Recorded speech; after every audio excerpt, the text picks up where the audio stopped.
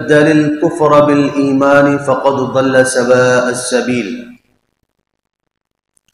وقال النبي صلى الله عليه وسلم: من بدل دينه فاقتلوه، أو كما قال عليه الصلاة والسلام. صدق الله مولانا العظيم وصدق رسوله النبي الكريم، ونحن على ذلك لمن الشاهدين والشاكرين والحمد لله رب العالمين. اللهم صل على سيدنا محمد وعلى آل سيدنا محمد وبارك وسلم.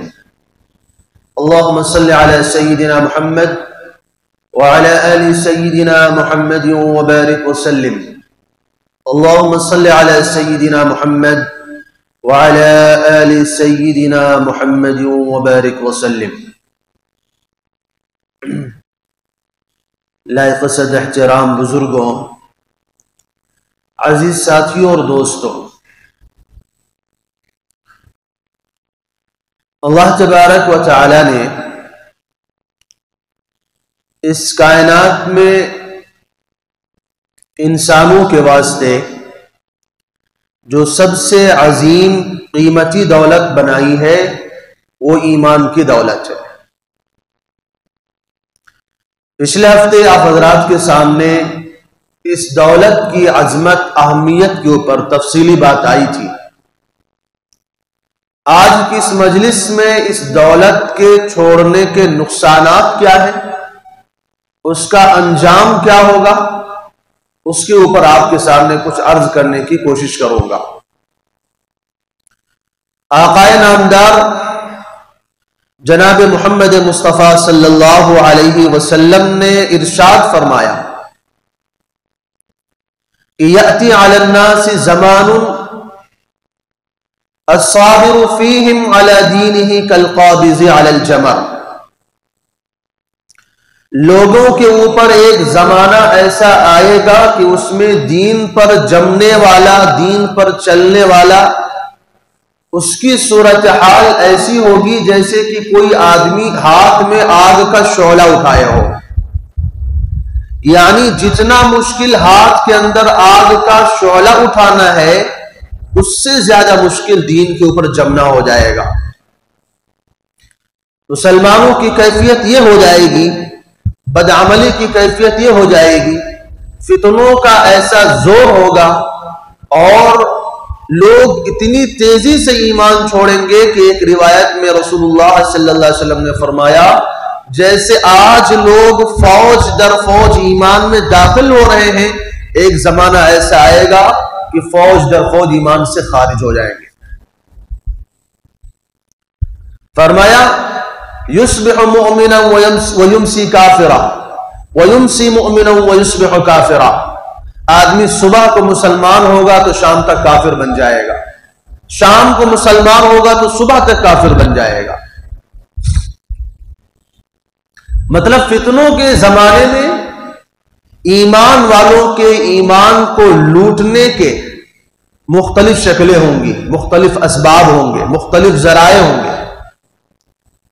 اور اللہ کے رسول صلی اللہ علیہ وسلم نے اس زمانے کے متعلق اپنے اصحاب کرام سے فرمایا تھا کہ تم جس زمانے میں رہتے ہو، اگر تم دین کی 10% باتوں کو بھی چھوڑ دو گے، اللہ کے ہاں تمہاری پکڑ ہو جائے گی. اور آخری زمانے میں اگر کوئی انسان دین کی 10% باتوں پر بھی جمع رہ جائے گا تو اس کی نجات کے لیے کافی ہو جائے گا. تو یہ وہ زمانہ ہے کہ اللہ تبارک و تعالیٰ اس سے ہمیں، اس زمانے ہم سے کامل دین کا مطالبہ نہیں کر رہے ہیں. آقا صلی اللہ علیہ وسلم خود فرما رہے ہیں کہ آخری زمانے میں اگر لوگ اپنے دین میں صرف 10% پر عمل کر لیں گے، جب بھی اللہ تعالیٰ انہیں نجات عطا فرمائے. کیوں؟ وجہ اس کی یہ ہوگی کہ آپ صلی اللہ علیہ وسلم نے فرمایا کہ زمانہ وقت کے ساتھ بدلتا رہے گا. جیسے جیسے میرے زمانے سے دوری ہوتی جائے گی، لوگوں کے اندر خرابیاں پیدا ہوں گی، اعمال کمزور ہو جائیں گے، ایمان کمزور ہو جائے گا، دین پر چلنے کا جذبہ لوگوں کے اندر کم پڑ جائے گا، دین کی محبت لوگوں میں ٹھنڈی پڑ جائے گی. ایسے زمانے میں اگر کوئی بندہ دین کی 10% باتوں پر بھی عمل کر لیتا ہے، اللہ تعالیٰ اس کی نجات کے لیے اس کو کافی فرمائے۔ فتنوں کے زمانے کے تعلق سے میں نے آپ سے عرض کیا تھا ایک حدیث کے حوالے سے کہ ایسی صورتحال ہوگی کہ لوگ کھلم کھلا سڑکوں کے اوپر زنا کریں گے، بدکاری کریں گے، اور فرمایا اس زمانے میں اگر کوئی انسان ان سے یہ کہہ دے بھائی روڈ پہ مت کرو، جاؤ دیوار کے پیچھے چلے جاؤ، تو اس زمانے کا وہ ابو بکر اور عمر ہوگا۔ یہ صورتحال ہوگی۔ ایسے فتنوں کے زمانے میں اپنے ایمان کو بچانا، اپنے عقیدے کا تحفظ کرنا، یہ ہم مسلمانوں کے لیے کتنا اہم اور کتنا ضروری ہو جاتا ہے۔ عمر رضی اللہ تعالیٰ عنہ نے ارشاد فرمایا تھا کہ اللہ تبارک و تعالیٰ نے ہم لوگوں کو اسلام کے ذریعے عزت دی ہے، اگر ہم اس عزت کو اسلام کے علاوہ دوسری چیزوں میں جا کر تلاش کریں گے اللہ ہمیں ذلیل کر دے گا۔ آپ جانتے ہیں کہ اللہ تعالیٰ نے اسلام کو جو فتوحات عطا فرمائی، اسلام کو جو ترقی عطا فرمائی، وہ کبھی افرادی قوت کے بل پر نہیں ہوئی، وہ مسلمانوں کی تعداد کی بنیاد پر مسلمانوں کو کبھی فتح نہیں ہوئی ہے، بلکہ ایک جنگ میں جب مسلمانوں کو یہ یقین ہو گیا تھا کہ آج ہم تو بہت زیادہ ہیں، تو ابتدائی طور پر مسلمانوں کو شکست ہو گئی تھی۔ غزوہ حنین میں قرآن کریم میں اللہ تعالیٰ نے اس واقعے کا اشارہ دیا ہے، لَقَدْ نَصَرَكُمُ اللَّهُ فِي مَوَاطِنَ كَثِيرَةٍ وَيَوْمَ حُنَيْنٍ إِذْ أَعْجَبَتْكُمْ كَثْرَتُكُمْ۔ اللہ تعالیٰ فرماتے ہیں تمہاری تعداد نے تم کو دھوکے میں ڈال دیا تھا، اور تم نے یہ سمجھا تھا کہ ابھی تک تو ہم ہر جنگ میں تعداد میں کم رہتے تھے، آج ہماری تعداد بہت زیادہ ہے تو آج ہم جیت جائیں گے۔ تو ابتدائی طور پر مسلمانوں کے پیر اکھڑ گئے، نبی جنگ میں موجود تھے، نبی صلی اللہ علیہ وسلم لوگوں کو پکار رہے تھے کہاں جا رہے ہو کہاں جا رہے ہو، لیکن لوگ بھاگ رہے تھے۔ بعد میں اللہ نے پھر سے جمایا اور ان کی ہمتوں کو مضبوط کیا، ان کے قدموں کو جمایا اور دشمن پر فتح عطا فرمائی۔ لیکن اللہ تعالیٰ نے دکھایا کہ ایمان والوں کو جو فتح ملتی ہے وہ کبھی تعداد کی بنیاد پر نہیں ملی، طاقت کی بنیاد پر نہیں ملی ہے۔ ایمان والوں کو اللہ نے جو فتح دی ہے وہ اعمال کی بنیاد پر، ایمان کی طاقت کی بنیاد پر۔ اللہ کے ساتھ ہمارا دین، ہمارا تعلق، ہمارا رشتہ جتنا زیادہ مضبوط ہوگا، اللہ کی مدد اتنی زیادہ ہمارے ساتھ رہتی ہے۔ تو یہ ہماری اور آپ کی ذمہ داری ہے کہ ہم اپنے ساتھ ساتھ اپنے اہل و عیال کی، رشتہ داروں کی، خاندان والوں کی، بستی والوں کے ایمان کی فکر کریں۔ اگر ہمارے ہوتے ہوئے ان لوگوں میں سے کوئی بھی ایک آدمی اگر ایمان سے پھر جاتا ہے تو ہماری زندگی کا کوئی فائدہ نہیں ہے۔ اور اپنے اندر ایمان کا وہ جذبہ پیدا کرنے کی ضرورت ہے جو ابو بکر صدیق رضی اللہ تعالیٰ عنہ نے اس وقت دکھایا تھا جب کچھ لوگوں نے زکوٰۃ دینے سے انکار کر دیا تھا، تو ابو بکر صدیق رضی اللہ تعالیٰ عنہ نے کہا تھا اَيُنْقَصُ الدِّينُ وَأَنَا حَيٌّ، فرمایا اللہ کے دین میں کمی کی جائے، کثر و بیوت کی جائے، اس کے اندر رد و بدل کرنے کی کوشش کی جائے، اللہ کے دین کو تبدیل کرنے کی کوشش کی جائے اور میں زندہ رہوں، یہ نہیں ہو سکتا، یہ ممکن نہیں ہے۔ میں اس بات کو گوارا ہی نہیں کرتا کہ اللہ کے دین کے اندر ذرہ برابر بھی تبدیلی کی جائے۔ لہذا انہوں نے جہاد کیا، منکرین کا مقابلہ کیا، اور باقاعدہ ان لوگوں کو دین کے راستے پر لے کر کے آئے جو لوگ دین کے منکر ہو گئے تھے۔ تو یہ ایمانی جذبہ، یہ قوت اپنے اندر ہمیں پیدا کرنے کی ضرورت ہے کہ کوئی بھی ایمان والا اپنے ایمان سے پھر نہ جائے، کوئی بھی ایمان والا اپنے ایمان سے محروم نہ ہو جائے اور ہم ایسے بیٹھے رہیں، دین کے اندر رد و بدل نہ ہونے پائے۔ حضرت مولانا خالد سیف اللہ صاحب دامت برکاتہم لکھتے ہیں کہ آج صورتحال یہ ہے کہ اسلام نے ہمیشہ اپنے ماننے والوں کو اس بات کا پابند بنایا ہے کہ تم اپنے عمل کی وجہ سے، اپنے کسی کام کی وجہ سے اپنے دیگر مذاہب کے لوگوں کو تکلیف مت پہنچاؤ، تم اپنے مذاہب پر عمل کرو، اپنے عقیدے پر عمل کرو، اور دوسرے لوگوں کو ان کے عقیدے پر عمل کرنے دو، ان کے مذہب پر عمل کرنے دو، تمہارے کسی عمل کی وجہ سے، تمہارے کسی قول کی وجہ سے، تمہارے کسی فعل کی وجہ سے دیگر مذہب والوں کو کیا ہے، تکلیف نہیں ہونی چاہیے، کیونکہ اللہ تبارک و تعالیٰ نے اس بات کو پسند نہیں کیا ہے۔ لیکن فرمایا کہ بعض جگہوں میں یہ صورتحال سننے میں آتی ہے کہ کچھ مسلمان جا کر کے مورتی کی پوجا میں شریک ہو جاتے ہیں، تو اس مسلمان جا کر کے جو ہے ایسے جہاں پر پوجا کے کام کیے جاتے ہیں، ایسے کاموں کے اندر وہ شرکت کرتے ہیں اور اس میں جا کر کے شامل ہوتے ہیں، یہ ایمانی غیرت کے خلاف ہے۔ ایسے لوگوں کو روکنا چاہیے۔ دو چیزیں الگ الگ ہیں، ایک چیز ہے رواداری۔ رواداری کا مطلب یہ ہے کہ آدمی اپنے مذہب پر عمل کرے لیکن دوسرے مذہب والوں کو چھیڑے نہیں۔ اپنے مذہب پر ہم عمل کریں گے، تم کیا کر رہے ہو ہمیں اس سے کوئی لینا دینا نہیں ہے، یہ ہے رواداری۔ لیکن ایک ہے مداہنت۔ مداہنت کا کیا مطلب ہوتا ہے؟ مداہنت کا مطلب یہ ہوتا ہے کہ ہم غیروں کے طور و طریقوں کو اختیار کر لیں۔ اگر غیر بت کی پوجا کر رہا ہے، ہم بھی بت کی پوجا شروع کر دیں۔ اگر غیر جو سورج کی پوجا کر رہا ہے، ہم بھی سورج کی پوجا شروع کر دیں۔ تو یہ مداہنت جو ہے اس شریعت میں جو ہے اس کی گنجائش نہیں ہے۔ رواداری کی اللہ نے اجازت دی ہے، لیکن مداہنت کی اللہ تعالیٰ نے اجازت نہیں دی ہے۔ کہتے ہیں جب مسلمانوں کا قافلہ نجاشی بادشاہ کے پاس پہنچا تو اس وقت وہاں پر جو باتیں ہوئی اور مشرکین مکہ کی سازش جو ہے ناکام ہو گئی، تو مشرکین مکہ نے اگلے دن ایک اور پلان بنایا۔ پلان کیا بنایا کہ عیسائی لوگ حضرت عیسیٰ علیہ السلام کو خدا کا بیٹا کہتے ہیں، اور یہ محمد صلی اللہ علیہ وسلم اور ان کے ماننے والے حضرت عیسیٰ علیہ السلام کو خدا کا بیٹا نہیں مانتے، یہ اللہ کا بندہ مانتے ہیں، اللہ کا رسول مانتے ہیں۔ انہوں نے کہا ہمارے پاس یہ ایک چال ہے، ہمارے پاس ایک موقع ہے کہ ہم مسلمانوں سے اس کو متنفر کر سکتے ہیں بادشاہ کو، اور بادشاہ کے دل میں ایمان والوں کے لیے نفرت ڈال سکتے ہیں۔ لہذا اگلے دن جب وہ بادشاہ کی مجلس لگی، بادشاہ کی مجلس میں گئے اور انہوں نے کہا کہ تمہارے جس شخصیت کو تم خدا کا بیٹا قرار دیتے ہو، یہ لوگ اس کو خدا کا بیٹا تسلیم نہیں کرتے۔ اب مسلمانوں میں پریشانی ہو گئی کہ بھئی اس صورتحال سے ہم کیسے نمٹیں، اس تکلیف کا ہم سامنا کیسے کریں؟ اگر بادشاہ نے ہمارے اس عقیدے کی وجہ سے ہمارے لیے کچھ غلط فیصلہ کر دیا تو ہم تو پریشانی میں آ جائیں گے۔ لیکن جعفر طیار رضی اللہ تعالیٰ عنہ نے کہا ہم وہی بات کہیں گے جو ہم کو ہمارے نبی نے سکھائی ہے، اس کے بعد جو ہوگا دیکھا جائے گا، اچھا ہو یا برا ہو ہمیں اس سے کوئی فرق نہیں پڑتا۔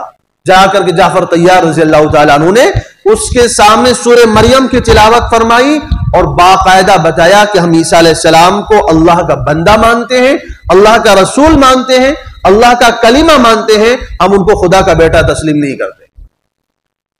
آس پاس کے بیٹھے ہوئے جو وزراء تھے وہ چیخ پکار کرنے لگے، یہ کیا بات کہہ دی، وہ تو عیسیٰ اللہ کے بیٹے ہیں۔ لیکن نجاشی بادشاہ کہتے سامنے ایک تنکا پڑا ہوا تھا، اس نے وہ تنکا اٹھایا اور کہا خدا کی قسم عیسیٰ علیہ السلام کے بارے میں انہوں نے جو کہا ہے، عیسیٰ علیہ السلام اس تنکے کے برابر بھی اس سے زیادہ کچھ نہیں ہے، واقعی انہوں نے سچ کہا ہے۔ اور بالآخر ان کی یہ تقریر ہی اس بادشاہ کے جو ہے اسلام میں آنے کا سبب بن گئی۔ تو دیکھو یہاں پر انہوں نے ڈھیل کو برداشت نہیں کیا۔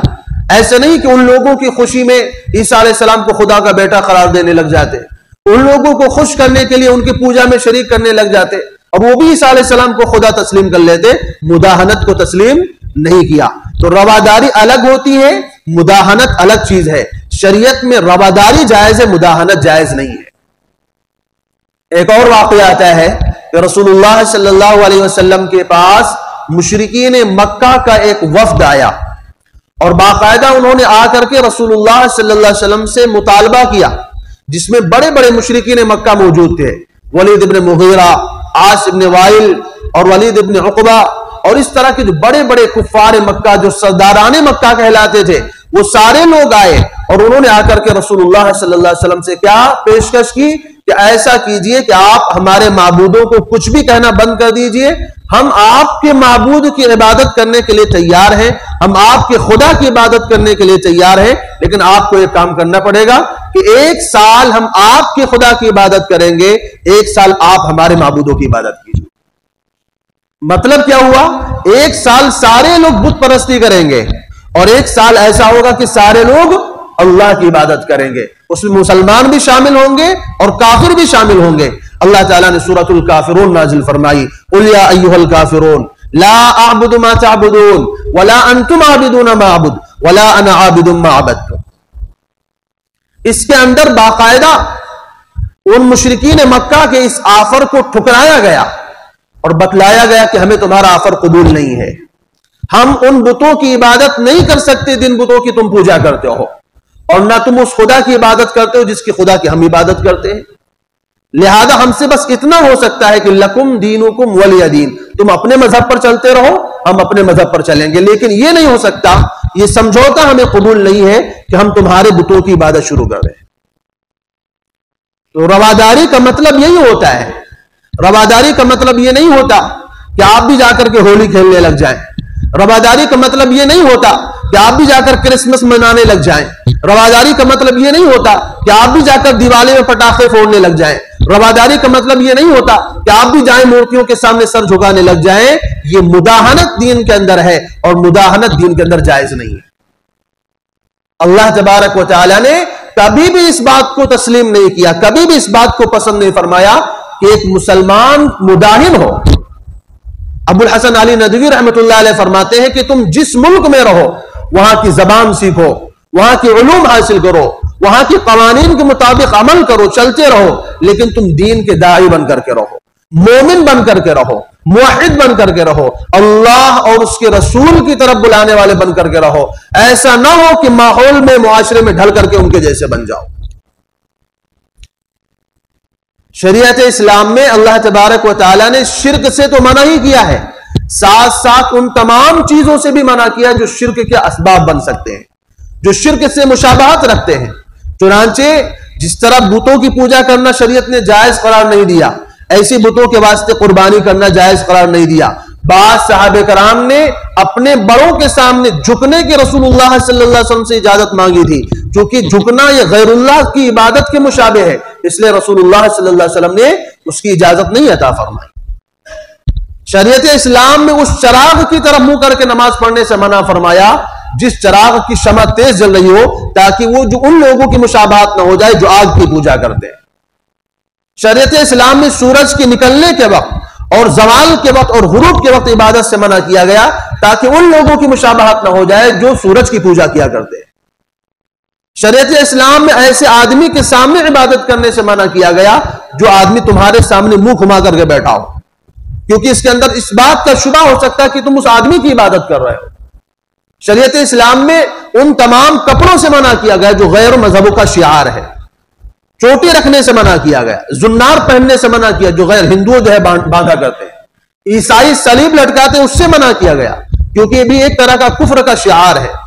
ایسی ہر وہ عمل، ہر وہ کام، ہر وہ چیز جو شرک کی نشانی ہو، شرک کا شعار ہو، مشرکین کی علامت ہو، اللہ تبارک و تعالی نے، شریعت اسلام نے اپنے ماننے والوں کو ان تمام چیزوں سے دور رہنے کا کہا ہے، اور فرمایا اگر ان میں سے کوئی بھی چیز آدمی اختیار کر لے گا وہ کافر ہو جائے گا۔ جو بھی چیزیں توحید کے منافی ہیں اور جو بھی چیزیں شرک سے جو ہے متعلق ہیں، اللہ تبارک و تعالی نے ان تمام چیزوں سے مسلمانوں کو دور رہنے کا حکم فرمایا۔ تو یہ ہے عقیدہ توحید کی اہمیت، یہ ہے ایمان کی اہمیت کہ اللہ کی نظر میں مسلمان کی ایمان کی اہمیت کیا ہے وہ آپ کے سامنے میں نے پیش کی۔ اب دوسری چیز جو اس زمانے میں چل رہی ہے جس کو ہم جانتے ہیں ارتداد کے نام سے۔ ارتداد کیا ہے؟ ارتداد یہ ہے کہ آدمی دین اسلام سے پھر کر کے کسی اور دین میں چلا جائے، مرتد ہو جائے۔ عربی زبان میں ارتداد کہتے ہیں پیچھے واپس لوٹ جانے کو، یعنی جو بندہ پہلے اسلام میں آیا اب واپس اس دین سے لوٹ کر کے کسی دوسرے دین میں چلا جائے، اس کو کہتے ہیں ارتداد۔ قرآن کریم میں اللہ تعالیٰ نے فرمایا ہے وَمَن يَرْتَدِدْ مِنْكُمْ عَنْ دِينِهِ فَيَمُتْ، جو بندہ ایمان سے دین سے پھر جائے اور اسی حالت میں اس کی موت آ جائے، فرمایا فَأُولَٰئِكَ حَبِطَتْ أَعْمَالُهُمْ فِي الدُّنْيَا وَالْآخِرَةِ، ایسے لوگوں کے اعمال دنیا میں بھی برباد ہو جاتے ہیں، آخرت میں بھی برباد ہو جاتے ہیں۔ وَأُولَٰئِكَ أَصْحَابُ النَّارِ، اور ایسے لوگ جہنمی ہیں جس جہنم میں وہ ہمیشہ رہیں گے۔ یعنی مرتد کی سزا کیا ہے کہ مرنے کے بعد ہمیشہ کی جہنم اس کو رہتی ہے، وَمَن يَكْفُرْ بِالْإِيمَانِ فَقَدْ حَبِطَ عَمَلُهُ. ایک جگہ فرمایا کہ جو بندہ ایمان کا انکار کر دے اس کا عمل برباد ہو جاتا ہے. وَهُوَ فِي الْآخِرَةِ مِنَ الْخَاسِرِينَ. اور وہ آخرت میں نقصان اٹھانے والے لوگوں میں سے ہوگا. ایک جگہ فرمایا وَمَن يَتَبَدَّلِ الْكُفْرَ بِالْإِيمَانِ فَقَدْ ضَلَّ سَوَاءَ السَّبِيلِ. جو بندہ ایمان کے بدلے کفر کو اختیار کر لے وہ سیدھا راستہ بھٹک گیا. تو یہ ہے ارتداد. ارتداد کا مطلب کیا ہے کہ انسان مذہب اسلام کو چھوڑ کر کے کوئی اور مذہب اختیار کر لے, مذہب اسلام کو ترک کر کے کسی اور مذہب میں شامل ہو جائے, اس کو کہتے ہیں ارتداد. بعض اور صورتیں ہوتی ہیں کلمات کفر کی, جس کو کہتے ہیں مثلا کسی سے کہا جائے بھائی چلو نماز پڑھتے ہیں, آدمی کہتا نہیں نماز میں کیا رکھا ہے, ایسا بندہ کافر ہو جائے گا. کسی سے آپ کہتے ہیں چلو روزہ رکھتے ہیں, اس نے کہا روزہ میں کیا رکھا ہے, وہ بندہ کافر ہو جائے گا. ایسی دین کی کسی بھی ضروریات کا, دین کے احکام میں سے کسی بھی حکم کا اگر بندہ انکار کر دیتا ہے وہ کافر ہو جاتا ہے. ارتداد کا مطلب یہی نہیں ہے صرف کہ آدمی جا کر کے بتوں کی پوجا شروع کرے. ارتداد کا مطلب یہ نہیں ہے کہ آدمی جا کر کے جو ہے سورج کی پوجا شروع کر دے, چاند کی پوجا شروع کر دے, بلکہ ارتداد اس کو بھی کہا جاتا ہے کہ ضرورت اسلام میں سے جو اسلام کے بنیادی عقائد ہیں ان میں سے کسی عقیدے کا اگر انسان منکر ہو جاتا ہے, احکام اسلام میں سے کسی حکم کا آدمی منکر ہو جاتا ہے, کسی کو پردے پر اعتراض ہے, کسی کو عورتوں کی میراث کے مسئلے پر اعتراض ہے, کوئی یہ کہتا ہے کہ شریعت نے آدھا حق کیوں دیا عورت کو, کوئی کہتا ہے شریعت نے پردے کا حق کیوں دیا ہے, کوئی کہتا ہے اسلام میں قتل کی سزائیں کیوں ہیں, اسلام کے اندر ایسے احکامات کیوں ہیں. کسی بھی مسئلے پر, کسی بھی حکم پر اگر کسی کو اعتراض ہو جاتا ہے, بھلے وہ نماز پڑھتا ہو, بھلے وہ تلاوت کرتا ہو, بھلے وہ قرآن پڑھتا ہو, بھلے وہ حدیث پڑھتا ہو, لیکن اگر اسلام کے کسی بھی حکم پر اگر کسی کو اعتراض ہو جاتا ہے وہ بندہ ایمان سے نکل جاتا ہے, کافر ہو جاتا ہے. قرآن کریم کہتا ہے وَدُّوا لَوْ تَكْفُرُونَ كَمَا كَفَرُوا. مشرکین آئیں گے تمہارے ذہنوں کے اندر, تمہارے دماغ کے اندر, تمہارے دل کے اندر اسلام کے متعلق شبہات ڈالیں گے. اللہ نے یہ حکم کیوں دیا, اللہ نے پردے کا حکم کیوں دیا, اللہ نے فلاں ایسی سی سزائیں کیوں بیان فرمائی, اللہ نے جہنم کا حکم کیوں فرمایا, اللہ نے یہ حکم کیوں دیا. تو اس طرح کی باتیں کر کر کے تمہارے دل میں کیا کریں گے, شبہات ڈالیں گے اسلام کے تعلق سے, اسلام کے تعلق سے تمہیں گمراہ کرنے کی کوشش کریں گے, اور مقصد کوئی اور نہیں ہوگا, مقصد صرف اتنا ہوگا وَدُّوا لَوْ تَكْفُرُونَ كَمَا كَفَرُوا. وہ چاہتے ہیں کہ تم بھی ان کے جیسے کافر بن جاؤ. وَلَن تَرْضَىٰ عَنْكَ الْيَهُودُ وَلَا النَّصَارَىٰ. یہ یہود و نصارہ آپ سے اس وقت تک خوش نہیں ہوتے حَتَّىٰ تَتَّبِعَ مِلَّتَهُمْ, جب تک کہ تم ان کے مذہب کو اختیار نہ کر لو. ایک جگہ فرمایا وَلَا يَزَالُونَ يُقَاتِلُونَكُمْ حَتَّىٰ يَرُدُّوكُمْ عَنْ دِينِكُمْ إِنِ اسْتَطَاعُوا. مشرکین اور کفار تمہارے اس وقت تک دشمن بنے رہیں گے جب تک تم کو تمہارے دین سے پھیر نہ دے. اس لیے دنیا کے اندر جتنے بھی اسلام کی دشمن قوتیں ہیں ان کا مقصد, ان کا ہدف اور ان کا نصب العین بس ایک ہی ہے کہ کسی طرح مسلمانوں کو ایمان سے ہٹا دیا جائے. جو مسلمان ایک اللہ کی عبادت کرتا ہے, ایک اللہ کی عبادت سے ہٹا کر کے اس کو جو ہے دوسری چیزوں میں لگا دیا جائے, یہ مقصد ہے, اور اس کے علاوہ ان کا کوئی مقصد نہیں ہے.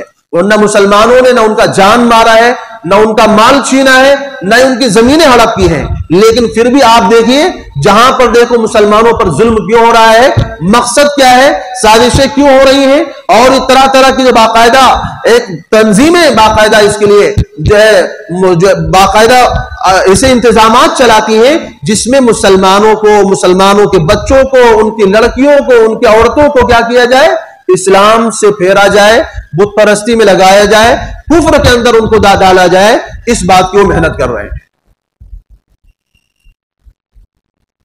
شریعت اسلام نے ارتداد کو اختیار کرنے والوں کے لیے بڑی سخت سزائیں رکھی ہیں. سزا کیا ہے؟ اگر کوئی عورت دین اسلام سے مرتد ہو جائے تو اس کو سمجھانے کی کوشش کی جائے.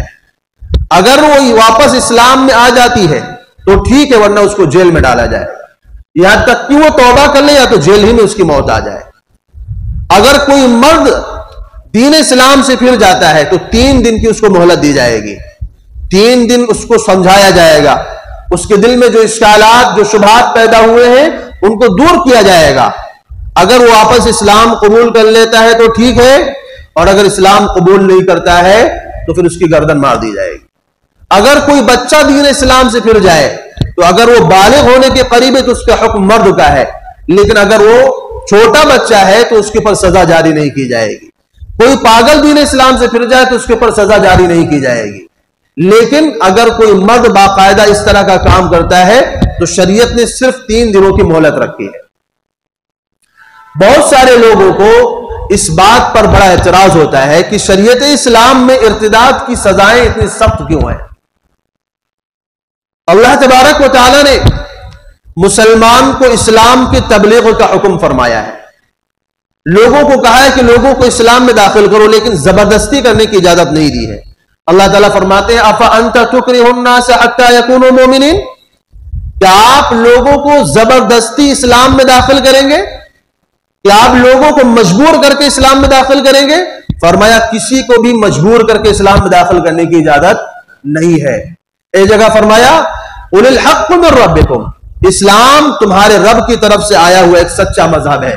فمن شاء فلیؤمن ومن شاء فلیکفر، جس کا دل چاہے ایمان قبول کر لے اور جس کا دل چاہے انکار کر جائے، مطلب کوئی زور زبردستی نہیں ہے۔ ایمان قبول کر رہا ہے تو بھی ٹھیک ہے، ایمان قبول نہیں کر رہا ہے تو بھی کوئی مسئلہ نہیں ہے۔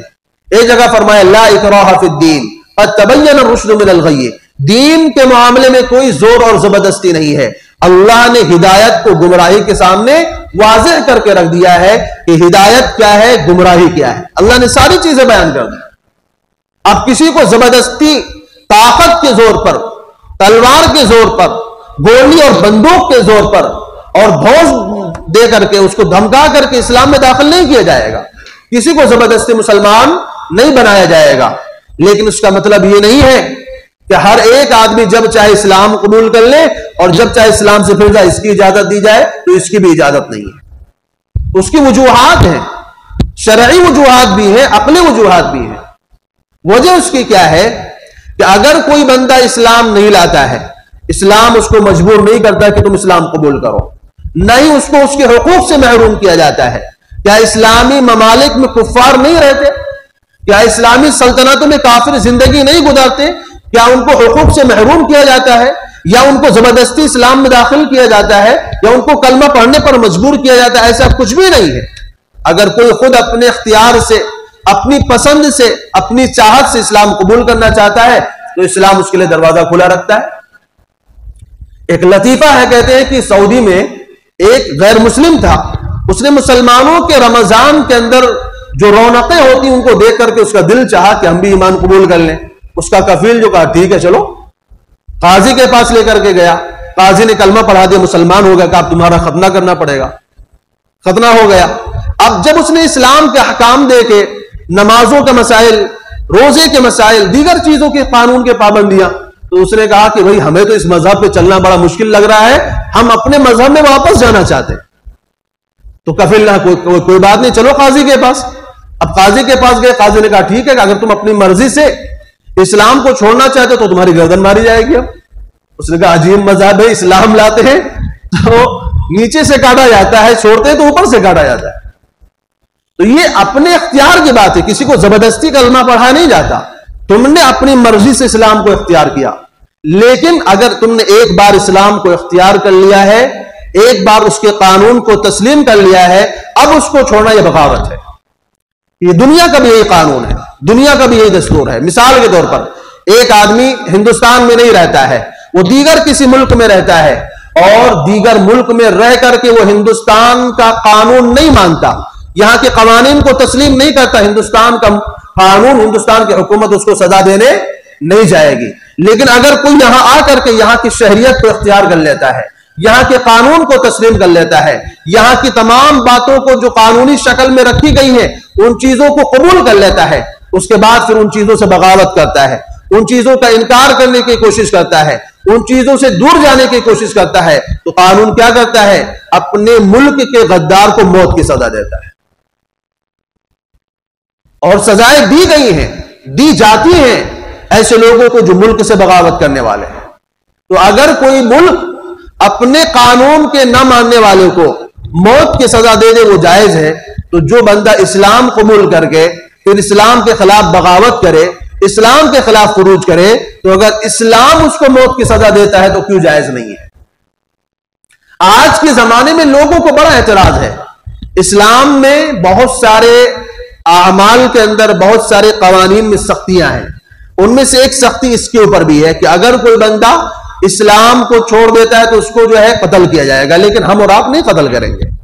ہندوستان میں رہ کر کے کسی کو قتل نہیں کیا جائے گا، ہندوستان میں رہ کر کے صرف سمجھانے کی کوشش کی جائے گی۔ یہ اختیار، یہ پاور صرف اسلامی حکومت کو ہے، یعنی جس ملک کے اندر اسلامی حکومت قائم ہے اس ملک کی سلطنت کو اختیار ہے کہ اگر کوئی بندہ اسلام سے پھر جاتا ہے اس کو 3 دنوں تک مہلت دی جائے گی، 3 دنوں تک اس کو سمجھایا جائے گا، اس کے اشکالات کو دور کیے جائیں گے، نہیں قبول کرتا ہے تو پھر اس کے اوپر سزا جاری کر دی جائے گی۔ لیکن آپ جس ملک میں ہیں یہاں پر تو ایسا کوئی قانون نہیں ہے اور نہ ہی یہاں پر اسلامی قانون نافذ ہے، تو ہم اور آپ اس سزا کو جاری نہیں کر سکتے۔ لیکن سوال یہ پیدا ہوتا ہے کہ بہت سارے لوگوں کو اعتراض ہے کہ بھی مذہب اسلام میں اتنی سختیاں کیوں ہیں؟ کیا اللہ تعالیٰ کو ایک آدمی کا مرتد ہونا برداشت نہیں ہے؟ یہ اسلام کیسا خونی مذہب ہے کہ اپنے انکار کرنے والے کو وہ قتل کروا دیتا ہے؟ ہندو مذہب سے کوئی آدمی اسلام میں آ جائے، یہودیت سے کوئی اسلام میں آ جائے، عیسائیت سے کوئی اسلام میں آ جائے، وہ لوگ اپنے اس ماننے والے کو قتل نہیں کرتے، یہ اسلام کیوں قتل کرواتا ہے؟ اس طرح کے اعتراضات آج دنیا میں آتے ہیں، لوگ پیش کرتے ہیں۔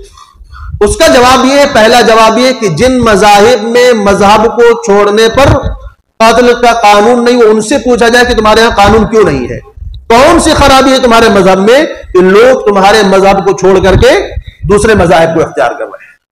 اور رہی بات یہودیت اور عیسائیت کی، تو یہ جھوٹی بات ہے، عیسائیت میں بھی ارتداد کا قانون قتل ہے اور یہودیت میں بھی ارتداد کی سزا قتل ہے۔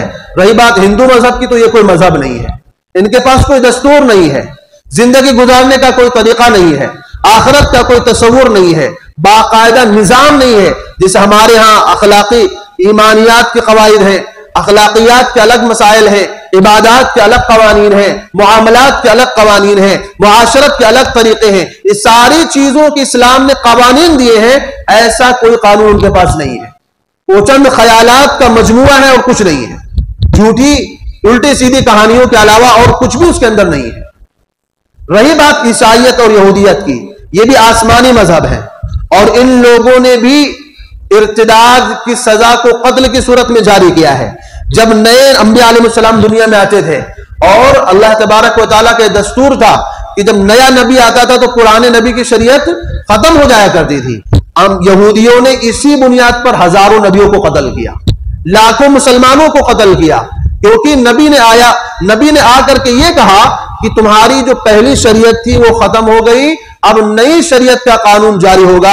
انہوں نے اس بات کو بنیاد بنا کر کہ یہ بندے نے ہمارے دین کا انکار کر دیا، انہوں نے اللہ کے نبیوں جیسی برگزیدہ شخصیات کو قتل کیا ہے۔ اگر عام مسلمان کو، عام انسان کو اسلام قتل کرنے کا حکم دیتا ہے تو یہ تو چھوٹی بات ہے، یہودیوں نے تو اللہ کے برگزیدہ پیغمبروں کو قتل کیا اس بنیاد پر، حالانکہ اللہ کے پیغمبر وہ مرتد نہیں تھے، بس انہوں نے صرف اتنا بتایا تھا کہ پہلی والی شریعت اب ختم ہو گئی ہے، اب نئی شریعت شروع ہو جائے گی، لیکن انہوں نے اس کو اپنے مذہب سے بغاوت سمجھا، انہوں نے اس کو اپنے قانون سے بغاوت سمجھا، حالانکہ وہ مذہب سے بغاوت نہیں تھا، یہ اللہ کا دستور رہا ہے، اللہ کا قاعدہ رہا ہے۔ انہوں نے حضرت زکریا علیہ السلام کو قتل کیا، حضرت یحییٰ علیہ السلام کو اسی بنیاد پر قتل کیا، عیسیٰ علیہ السلام کو انہوں نے سولی دینے کی کوشش کی، کس بنیاد پر؟ عیسیٰ علیہ السلام نے یہی تو کہا تھا کہ تم نے اس مذہب کے اندر جو نئی نئی باتیں شامل کر لی ہیں یہ چیزیں دین میں نہیں ہیں۔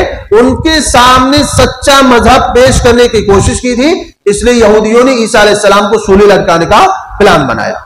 وہ الگ بات ہے کہ اللہ تعالیٰ نے ان کو مچا لیا، اور اللہ تبارک و تعالیٰ کا ایک دستور ہے، اللہ کا ایک قانون رہا ہے۔ آدم علیہ السلام سے لے کر کے ہدایت کا سلسلہ شروع ہوتا ہے اور آخری کڑی اس سلسلے کی حضرت محمد صلی اللہ علیہ وسلم ہے۔ گویا کہ انبیاء علیہ السلام کا یہ سلسلہ شروع ہوا آدم علیہ السلام سے لے کر کے اور ختم کہاں ہوا؟ حضرت محمد صلی اللہ علیہ وسلم پر۔ اس میں سلسلہ کیسے چلا ہے کہ بعد والا نبی پہلے نبی کی شریعت کو ختم کر دے گا، بعد والا نبی پہلے نبی کی شریعت کو ختم کر دیتا تھا.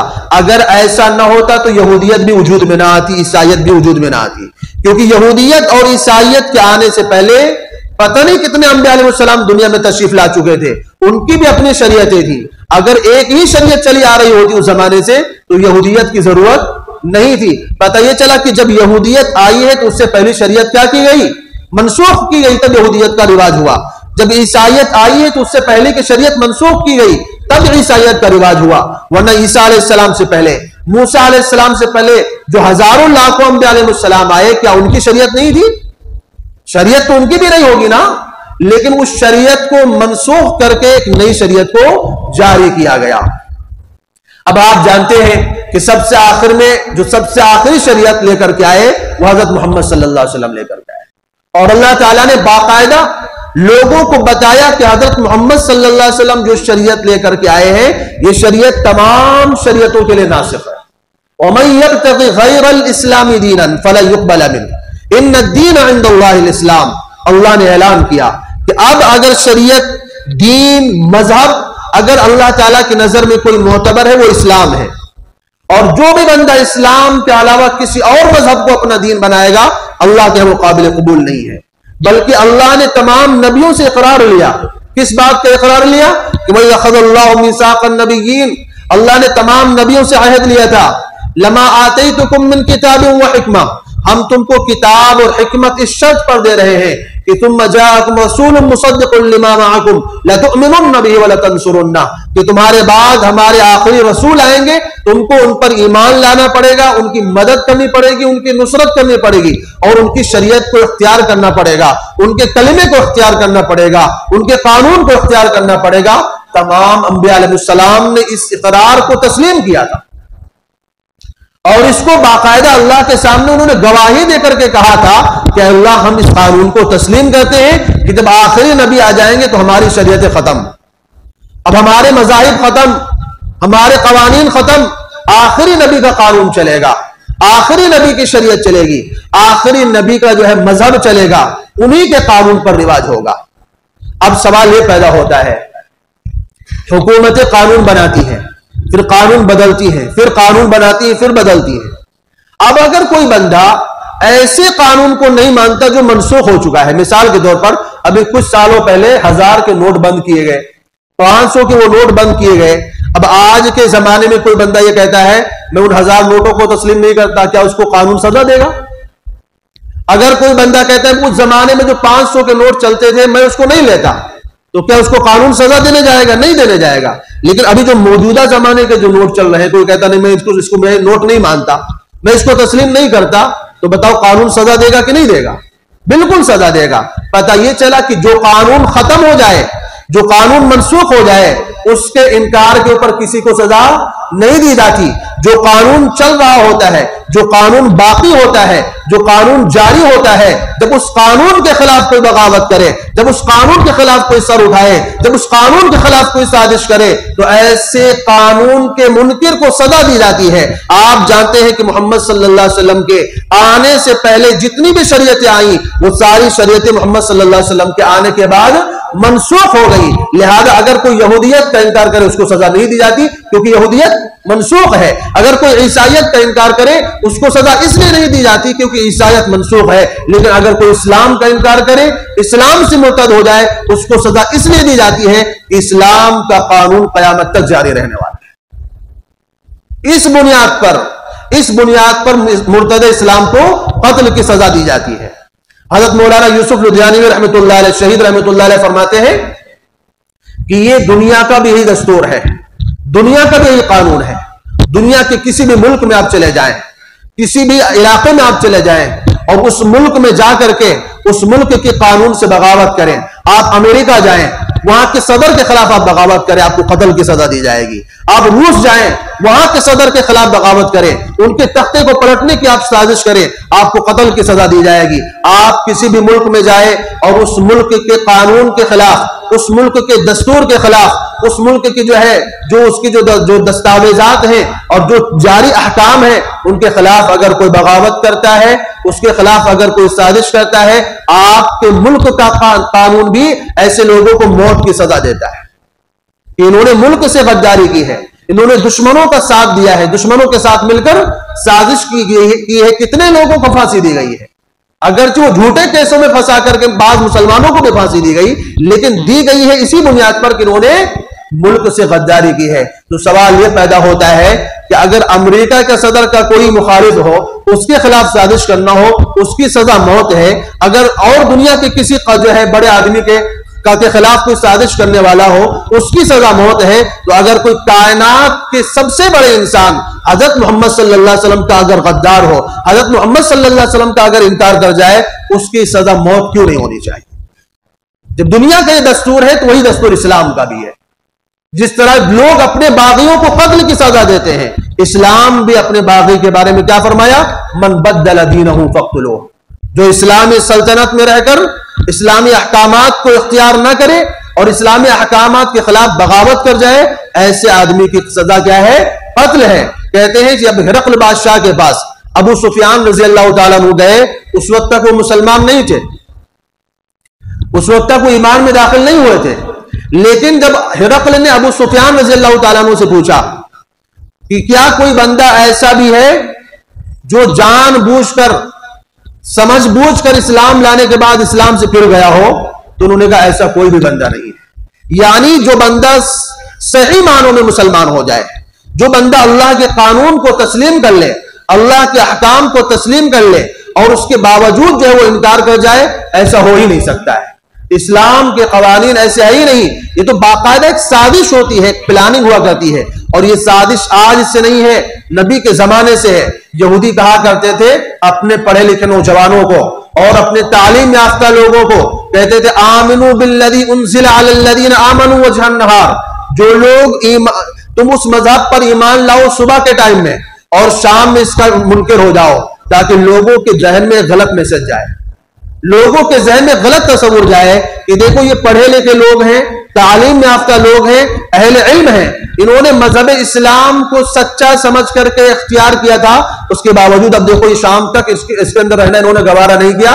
اس کا مطلب کیا ہے کہ اسلام کوئی اچھا مذہب نہیں ہے. تو سازشاً باقاعدہ پلاننگ کر کے اس طرح لوگوں کو اسلام سے دور کرنے کی کوشش کی جاتی تھی، اسلام سے بھٹکانے کی کوشش کی جاتی تھی. ان لوگوں کو اسلام کے تعلق سے ان کے ذہنوں کے اندر غلط تصور ڈالنے کی کوشش کی جاتی تھی.